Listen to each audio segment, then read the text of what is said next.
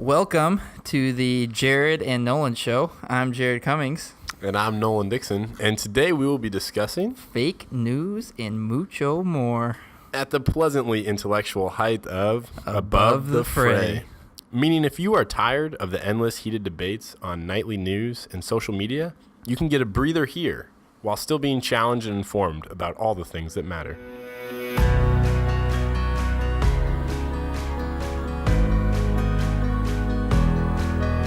And you can catch us weekly on Tuesdays.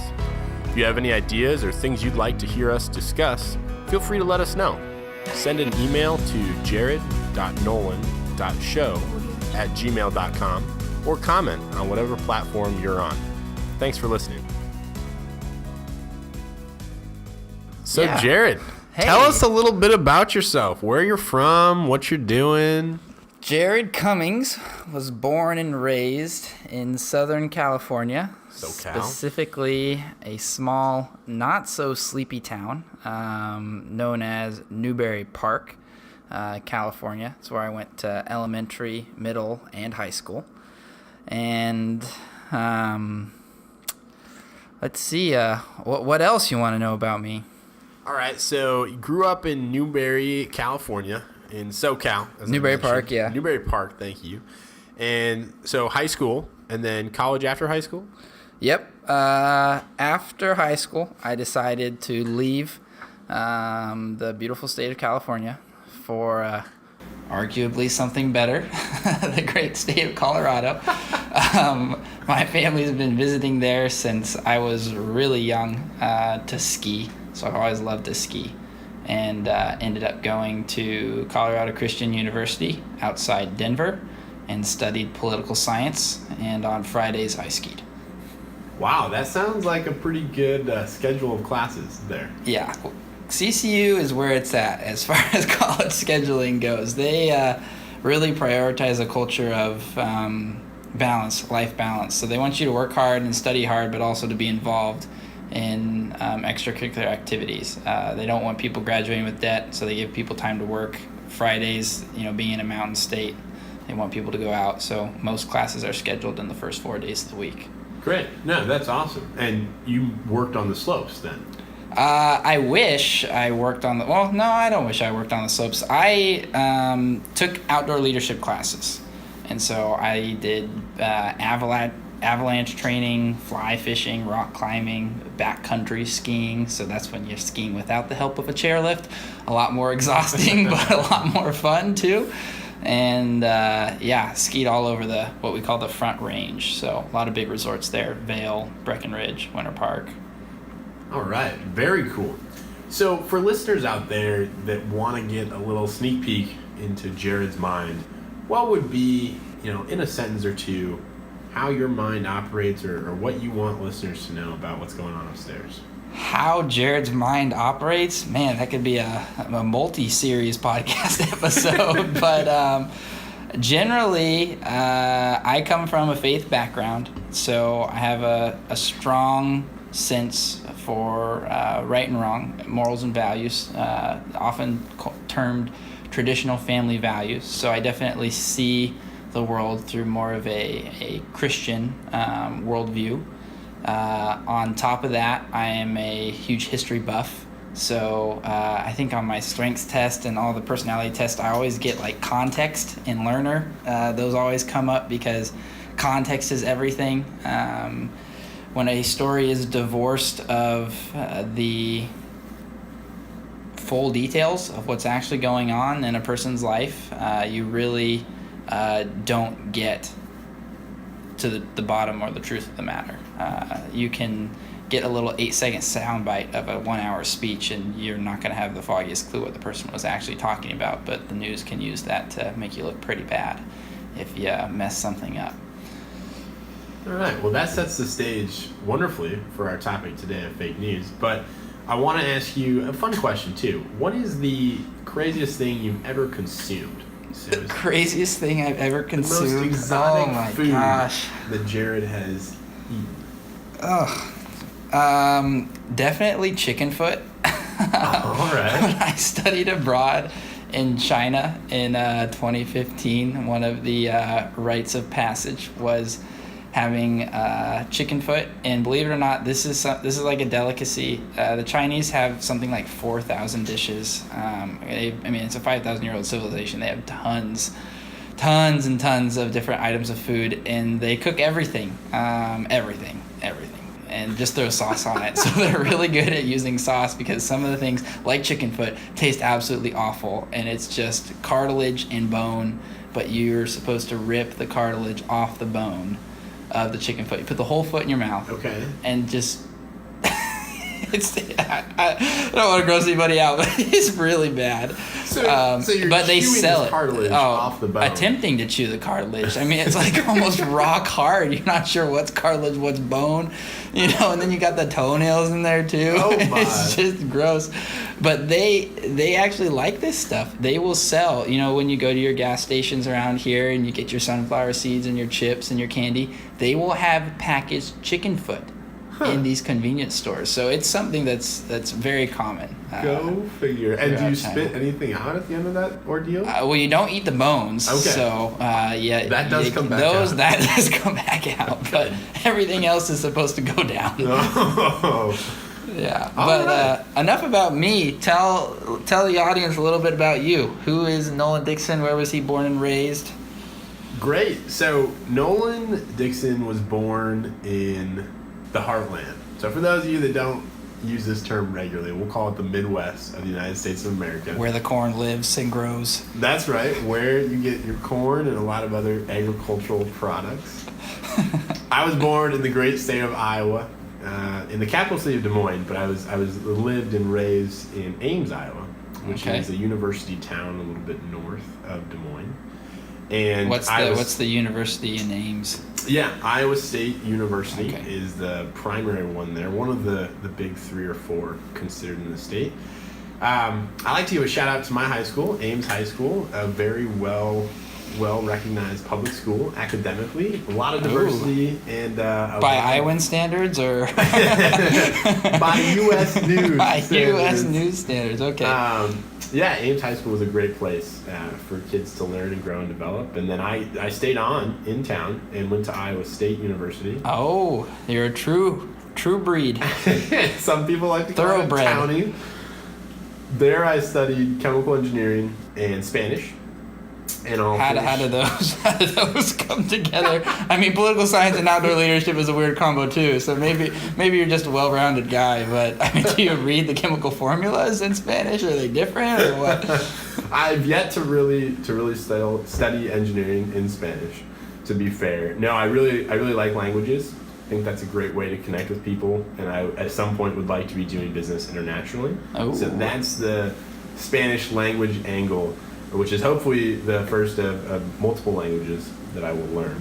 What else do you want to learn? I've spent a little bit of time in Latin, what many people will call the dead language, so I can read some in that. It's your science background. After Spanish, You're Homo sapiens. it is very helpful for technical fields, medical fields. Animals too. They got all crazy names for. If you want to know, a scientific name or a flower's name, absolutely. Yeah. So after Spanish, probably Arabic or potentially Farsi, and then at some point maybe dabbling in a symbol language, so Mandarin or something else. So no slouch on the chemical engineering language front here. Pretty smart guy. People, But let me try and stump you with one here. What is the coolest thing you've ever done in your entire life?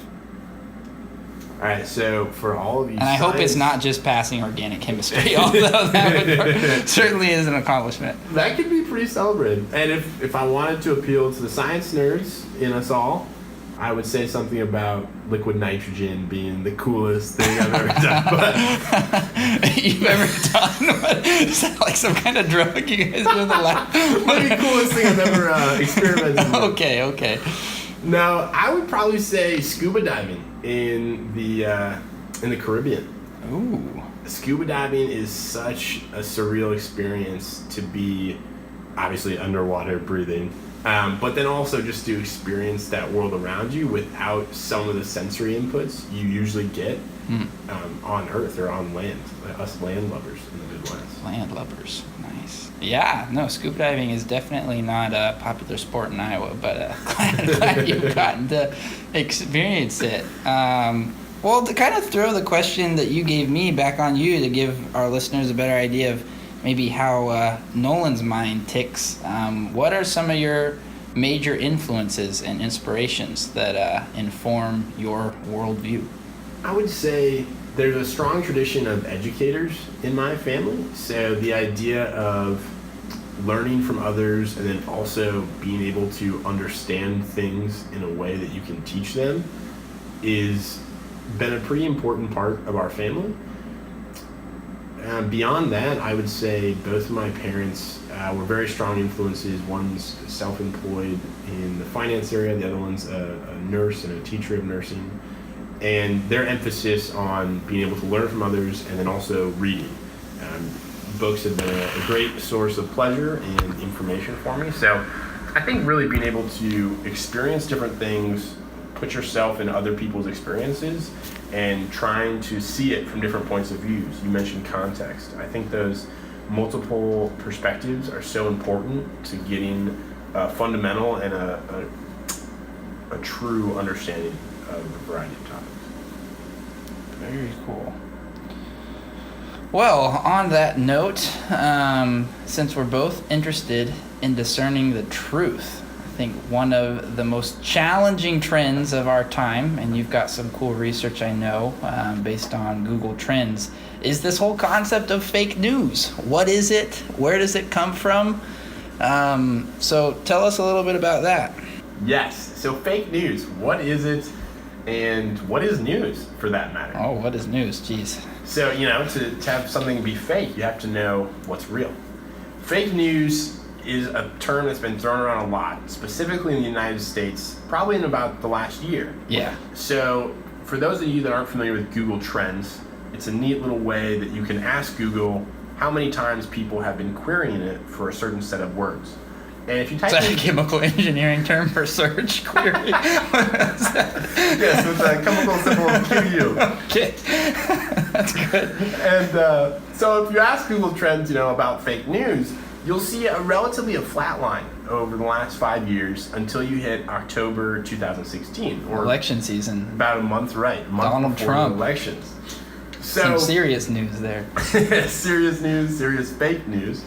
And this idea that what you read, what you see in your news outlets, anything from the big established, relied upon CNN, traditional ABC, news sources, NBC. right. Fake news? No. Those all the way down to the blogs that are cropping up all around the world.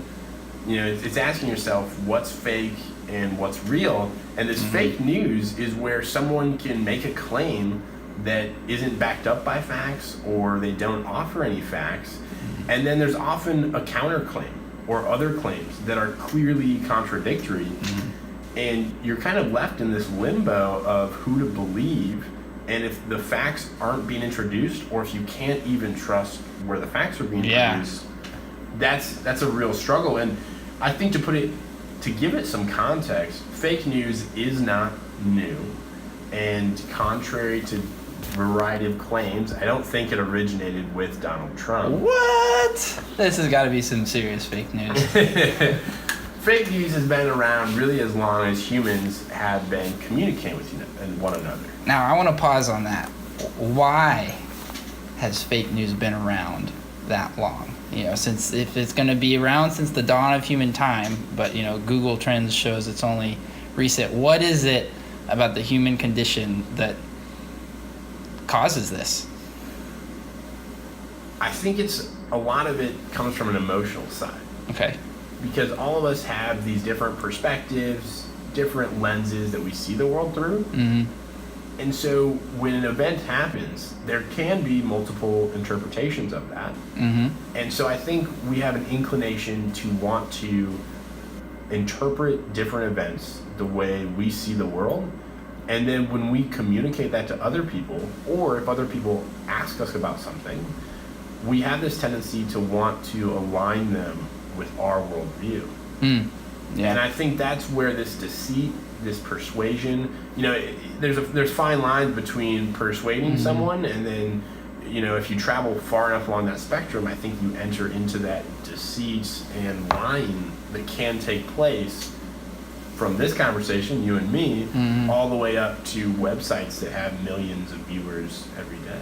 So what are some of these websites that often get characterized as fake news? I know there's the left and right paradigm, but what is a more realistic definition of that? What are the fakest of the fake news sites here? Yeah, so it's pretty fun if you want to have your laughs to just search some of these blogs or websites that are either parody, satire, or just fake news sites. So as we were talking before the show, The Onion is one of the most popular. What is The Onion? Well, The Onion is a site that... TheOnion.com, if you want to check it out. Thank you. It's a site, and weigh in on this, Jared, but to me it's a site that makes ridiculous claims seem just possible enough that you get a chuckle out of them, and it's one of those things where you can send them to your friends, and then when they're like, "How did this happen?" you can follow up with a "gotcha." Is that fair? Yeah, so I just logged on right now, theonion.com. It's laid out exactly as you would see any other news site, and what's so hard to tell, I was a victim to this. You said you were a victim to this too. I was. When I first started getting interested in following the news and politics, mid-high school, I saw an Onion ad on Facebook, and I clicked it, and I was like, no way. Here's the headline: staffers frantically trying to restore chaos to White House before Trump returns from Asia trip. And the picture is of Halloween candy being dumped everywhere, And it's so you would think it's around the Halloween season. And so, but that title is it's realistic. It sounds real. One of the funniest examples was a couple years ago. They did a story saying, world votes that Kim Jong-un is the handsomest man in the world. And the North Korean propaganda machine actually, their state paper, republished that as evidence, that their supreme leader was a big deal. But it was a completely fake news story. But yet, here you have a nationally recognized news outlet taking that as truth. Yeah. I mean, it is North Korea, so maybe not the best example, but it duped you and me to begin with. And that kind of leads us into the question of how do you decide if news is fake or not? On one level, if it's intentionally satirical or not, and then on another level, if it's actually true or if it's just someone arguing their worldview without basis or contrary to the facts of the matter. Totally. And there's you have in these show notes another example of clickbait sites, and we see this on almost every single major news site. You read, Fox News, CNN, New York Times, they all have this where you'll see the main news story and then you kind of scroll the bottom, the Blaze too. Yeah. And then you get all these pictures of these celebrities that they're almost kind of sexually suggestive photos, and it entices you to click them. And there was one ad about that apple cider vinegar, the brag, that, if you take this, you'll lose, 100 pounds. And a lot of that is fake news. It's clickbait. It's meant to get you to click on it. But in terms of how do you tell? Well, obviously, if you're not familiar with the subject or the topic, it's easy to get duped. So when you're not familiar with what the news is and who the big names in news are, the mainstream, what we call the mainstream media, the big networks, ABC, NBC, MSNBC, Fox News, CNN, more the mid-level, your local stations. If you're not familiar with what the main news channels are, especially online, you can see an Onion ad and go, oh, that looks legit. As you and I both have done. You and I both did. But then as we became more familiar with it, you start to recognize, no, this is a joke. Here's the real article at CNN. Here's the real article at, the Wall Street Journal. And you start to recognize that, that's not fully true or it's not true. So here's the example that I think best clarifies. In answer to the question, how do you know what fake news is? The best example I can give is with counterfeit money. Nations have their standard templates and prints for their money, but there are tons of criminal organizations out there that get copies of this. They build their own templates, their own plates, and then they try to duplicate these, basically print money out of thin air. And if you can get it right, you're basically, money in that sense then comes out of your printer. It might not grow on trees, but it comes out of your printer. And we have whole, people at the grocery stores, you'll see them. If you hand them like a $20 or $50 bill, they hold it up to the light to try and check the watermark. Or they have that black light. They mark it because the Federal Reserve and the U.S. Mint use a special kind of paper that if you use that iodine pen, that it will come up a different color if it's not their explicit parchment. And so here's the answer to that is, what a fake is because you spent enough time with the real thing, that the second your hand touches or you use one of those markers on a fake thing, that it becomes obvious. There are professional counterfeiters who with their hands can simply tell whether a bill, a US dollar, is real or fake because they've spent so much time, the feel of that secret formula for their currency paper, that they can tell when somebody hasn't gotten the formula right trying to copy it. And that makes a lot of sense because that has a tactile feel, it's in your hands, it's physical. I think when you translate that to the news and you play with people's realities, I think the scary part is ultimately, I think humans are optimistic, and people want good things to happen, or they want new things to happen, or they just want the world to be an exciting place. So when you want to believe that people are good and wholesome and aren't gonna, publish something totally false. Right. You have an inherent belief that people are going to publish the truth, but also you have this inherent belief of crazy things can happen. Mm-hmm. And if you look at like on a grocery checkout, there's all these tabloids that play on the Inquirer, People Magazine. Boy, you're doing better at naming these guys. But you see, maybe I've spent too much time looking at these in the checkout aisle. Oh no! But you see, these magazines also play on that human idea of wanting to know the dirt or wanting to know what's wrong. And I don't know. I think it's difficult when you look at news and you say, well, I should just know fake news when I see it. Sometimes I think that makes people feel restricted, like they'll not be able to be surprised in their life again, or they won't be able to be taken on these wild fantasy stories that can be exciting for us all. That's why people often read or watch movies or do all these different things. That's true. But for me, because I was also duped by The Onion, I've been introduced to websites like Snopes.com, PolitiFact, these different websites that try to help check fake news, try to help fact check other stories. Mm-hmm. And that's been somewhat helpful to me, but to be honest, I've just felt so much more guarded going through, especially online news articles, news sites. Yeah. I always have critical reading glasses on now, so to speak. Is that just where we find ourselves in today's age? I think you've always got to have critical reading glasses on when you're reading the news, because the news has become so political.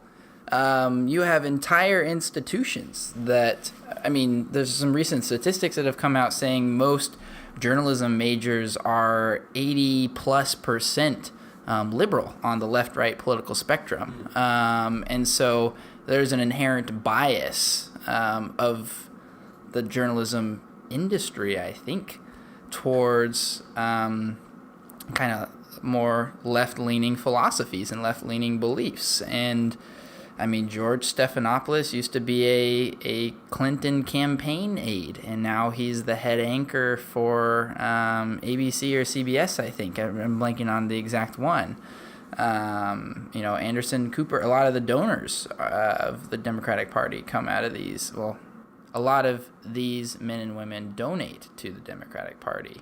And then Fox News, which recently got banned in the UK because Sean Hannity was too biased. Oh my! Which is not surprising. He's definitely a conservative. All that to say is different outlets have political leanings, so you have to read with critical reading glasses. Who do you like to read? Well, and before I answer that question, I'll just say that journalisms talk a lot about conflict of interest and inherent bias, and I think the important thing here is you can't really ever separate the human from their own beliefs. So even if a journalist is reporting the facts, they might have their own spin on the philosophy that they Well, it's like you said, two people facts. can see the same thing happen and have two different interpretations. Yeah. Yeah, as for who I read, the reason I didn't answer that question and the reason you're going to cut this out is because I have very, very bad answers to that. I would say like the Wall Street Journal, the New York Times, that's very intelligent. Morning Consult. Morning Consult? I don't even know what that is. Basically, What do you mean you have bad? I'm gonna cut this out because you have bad answers. These are great. I try to read some of the larger newspapers, so Wall Street Journal, New York Times, Washington Post, and then I read such an intellectual. some serious chemical engineering those things put out. You didn't ask me how often I read them or how much. So I read the comics section now. Beyond that, I like to subscribe to services that try to curate headlines for the day, which I think can fall into the trap of a 24-hour news cycle if you constantly feel like you need to read all these different stories. But I like when its focus is on bringing you the most relevant news about a topic, because then I think you get some of that diversity that it can be easy to lose in today's political landscape. Mm-hmm. So let's boil down this fake news concept. What are some practical things you do when it comes to attempting to find the truth? If you've got some institutions that are more left-leaning, some that are more right-leaning. There's a famous sticker outside my walk to work in black and white, bold lettering, Fox News lies to support its billionaire donors. You know, right, we get a lot of that, Fox News is to the right, CNN is to the left. You know, how do you curate that? You talked about Snopes, fact check, PolitiFact. Do you just read a diversity or what do you do? I think that's part of the answer, is to make sure you are exposing yourself to different viewpoints. I think that's always going to be healthy, and probably to have a couple websites across that landscape, especially if you're very political, along that left to right spectrum, that you can choose a story and check 3 or 4 news sites on that. Mm-hmm. I think another way to do that is understand your source. So maybe you don't do a personal profile on every journalist that you read, but you understand. I don't, so that's that'd be a deal breaker. I mean, I don't think would so. be good to learn. That would be, and maybe we can develop that later Where on. they graduated from, who they voted for. Yeah, and we can do that with LinkedIn and Facebook. That would right? be interesting. But like you mentioned, it's important to know who is funding the news organization and also who they're catering to. So ask some of those questions that they introduce in high school English, who is the audience, who is the author, and what does that relationship look like? I think another good thing is to always ask the question, what is the author trying to have the reader do? So if they're trying to persuade you to a point, to me that raises more flags on looking into what their political stance is or what their association is. If they're just trying to report on something, then I think it becomes more about the facts. And then you can go to some of these websites we mentioned, or you can get your diversity of sources to see if facts line up. Is there anything that you do that you find really helpful? So there are a couple sites that I probably prefer to reference. I think USA Today is generally pretty solid in their reporting and giving summaries of situations. Not as much op-ed writing that you see on some of the big newspapers, although they do have that section. I did extemporaneous, aka news, speeches in high school on the speech and debate circuit, and the Christian Science Monitor, terrible name, great reporting, does a really good job of taking a story and almost all their headlines are a question, and then they walk through an answer to each question. So what does this situation reveal about blank, or what does this mean for X? And they ask questions and then they provide answers, which I think is actually a really cool way to read about the news, although that can influence your perspective. But getting a diversity of views, if you read the same story on CNN, the Wall Street Journal, USA Today, MSNBC, and Fox News, you'll get different opinions in each, but hopefully a similar restatement of the facts. Mm-hmm. And that will, I think, enable you to determine whether that event actually happened or how it happened. It's the same as a lot of critics of actually the Bible will read Matthew, Mark, Luke, and John. Those 4 books are different eyewitness accounts of the resurrection. And Lee Strobel does this recent movie that came out, I think not but a month ago, The Case for Christ, where it's kind of about his, as an investigative journalist, the way he read through those books, looking at the 4 different accounts of Jesus' story and whether they corroborate or not. There's another guy, Cold Case Christianity, a book. I had just been reading these over the summer, which is why they're coming to mind. Yeah. As you can have 4 different eyewitnesses, 4 different interpretations of the same event, but certain facts will remain true in all, and that's how you can truly tell whether the source is genuine or not. Something to keep in mind. And I think that goes to show that this fake news phenomenon is not just a news or just a journalism issue. Mm-mm. It's really across all aspects of life. How do you interpret daily events, historical events, current news or current events? How do you interpret them, and how do you communicate that with other people? Yeah. So let's take this down to a real world scenario and talk about the news story of the week. Some mucho more with Roy Moore. Mucho more. So, Jared, you got to bring me up to speed on Roy Moore, because sometimes I like living under a rock.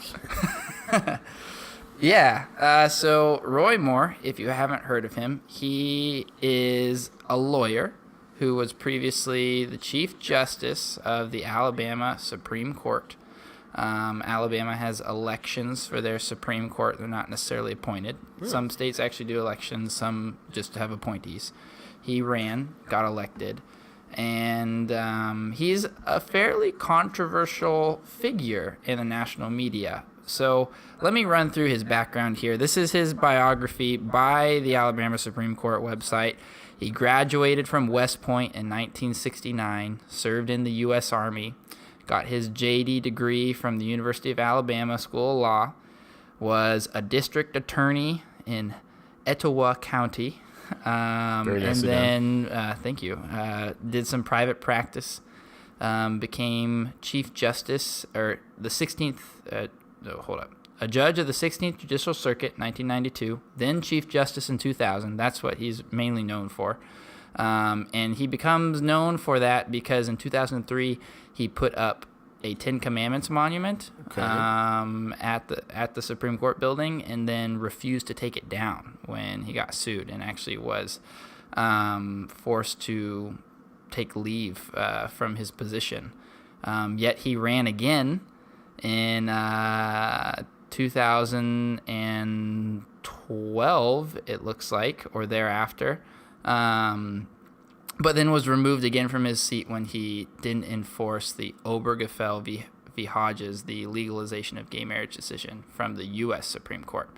That's a really brief he's now 70 of his 70 years. Basically a lawyer dude from Alabama, good old Southern boy, prioritizing his Ten Commandments and sticking up for quote-unquote traditional family values. Now, since he's been removed from the Chief Justice seat, he's running for the open Senate seat in Alabama.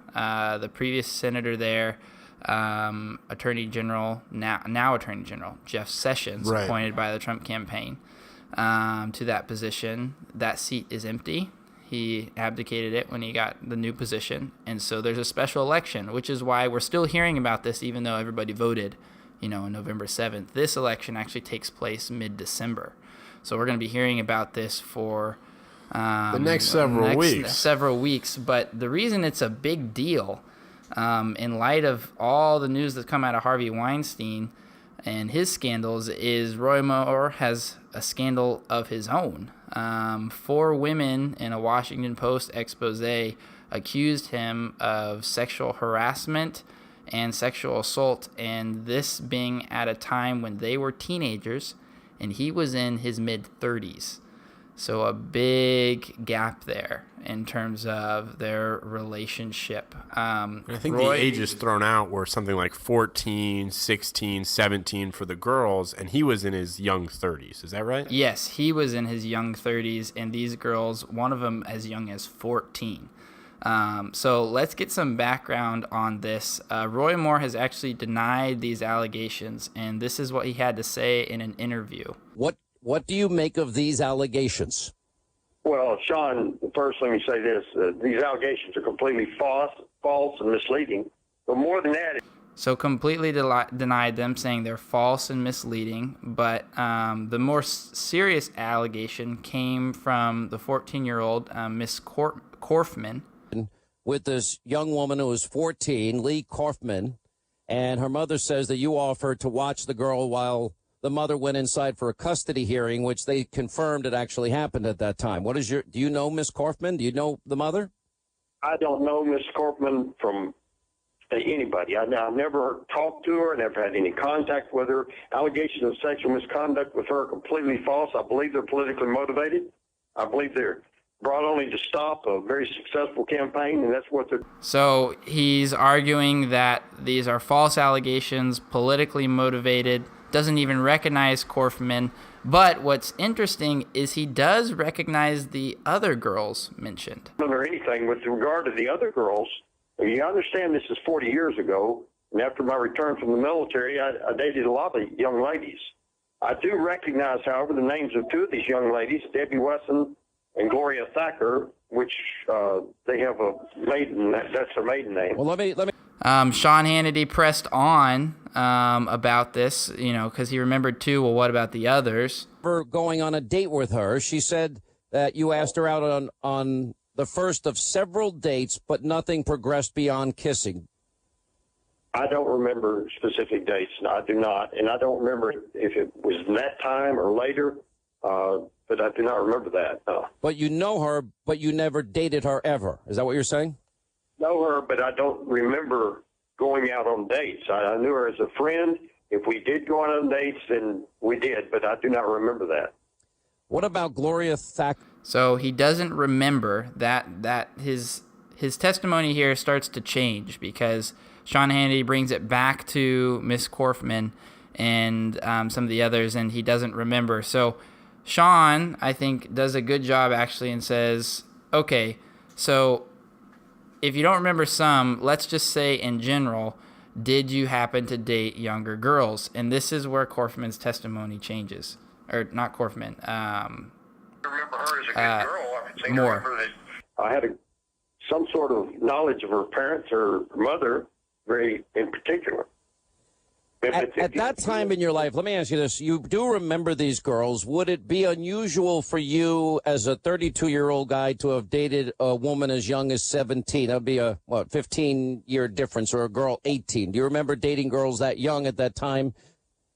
Not generally, no. Not generally, no. So his testimony changes over the course of the interview, going from completely false and misleading to not generally, no. You can catch the full length, the full 15-minute interview online. Just search it on YouTube. But for the purpose of this discussion, is this fake news? Are these allegations? A 5th woman recently came out accusing him of sexual assault, adding, now there's 5 women having accused him. Roy Moore denied it, then kind of walked it back, says they're politically motivated. I mean, CNN and others have, a lot of establishment Republicans, Mitch McConnell, Susan Collins, have said on Twitter that Moore should withdraw from the campaign, should give up, that he's not fit to serve for office. So that's kind of a long backstory, but I want to try and be true to the story, present both sides here, what Moore had to say, what others have said. Is this fake news?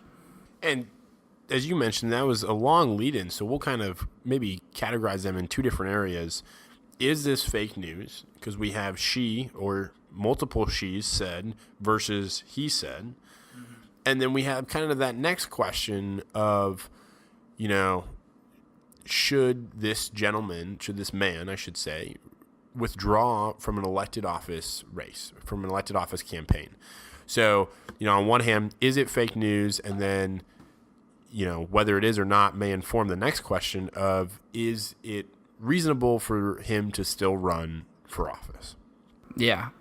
So I think the reason I asked the question fake news is because there's been a lot of reporting on this issue where sources that are usually on the left have said he definitely should withdraw from the race, even those from the right. And then there have been others, notably those more in favor of Moore, who have said, no, these allegations are totally false.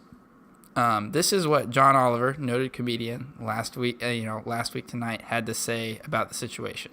And just this week, we saw some of these techniques pushed to the absolute limit by the scandal involving Alabama Senate candidate Roy Moore, who has denied allegations of sexual misconduct with a 14-year-old when he was 32 and called them fake news. Now, watch Sean Hannity then use whataboutism to derail a discussion about it. This 14-year-old girl, purportedly, according to the Washington Post, told two of her girlfriends what happened. Here's the tough question. In real time. Do you think Bill Clinton, in retrospect, was a predator? So this is the situation. Sean is favorable towards Moore. Oliver, being more liberal-leaning, is not. And Sean's defending Moore by turning the light, what John calls whataboutism, meaning, okay, instead of answering your question, what about this? Right. Turning it back to Bill Clinton. I think this is why it's so hard to weigh this situation, is because we have examples throughout history of moral and ethical standards that we would say, like not dating somebody who's in their teens when you're 32, sexual harassment being bad, a generalization of the situation. That situation is wrong. Whether or not it happened, if it did, that's wrong. How do you interpret that? It seems to get, when it goes to the media, it goes left or it goes right, whether you're in favor or opposed. Yeah, and it's difficult, I think, to watch the media seem to focus on political stances and political outcomes rather than separating, what did happen, who are they responsible, and then, okay, now that we had that conversation, let's have the other one. Mm-hmm. We're not here to say whether or not Roy Moore did or did not sexually harass these women. And I think that's... But ask a different question in terms of what is the standard. Right, because that whataboutism, you have someone turning around and saying, whoa, this person today is so bad, you say, but what about this person 20 years ago or 100 years ago that may or may not have been let off the hook differently or kept on the hook differently? Mm-hmm. And I think, as you mentioned before the show, it's so difficult when people start introducing these whataboutisms, then sometimes the standard just gets eroded. And then you just have the media consumers, which is most of us, left with this, well, shoot, I can't hold this person accountable because this other person wasn't held accountable or was held accountable differently. And so now there's no way to hold a person accountable and have an action forward without it becoming political. Right, without becoming political, being called a contradictionist or double standards, all these things. Yeah, very difficult. I think a standard should be raised across all political posts that this kind of, and business posts. This is no different from the Hollywood stuff we're seeing. That this is not okay. I think most people can agree that this is not an okay situation. Right. Using your power or using your age or maturity, whatever, using your resources to take sexual advantage of another person is not okay. Yeah. So, keeping on that level, in general, do you think somebody, this is a little bit different from Sean Hannity pointing to Bill Clinton, because that happened in office. This is something that happened 40 years ago. We don't know if it's still going on or not. We haven't gotten any reports. But if somebody has, committed this type of an illegal act or something that is, morally apprehensible, should they be invalidated from running for office? Does their personal character, is that required for service in office?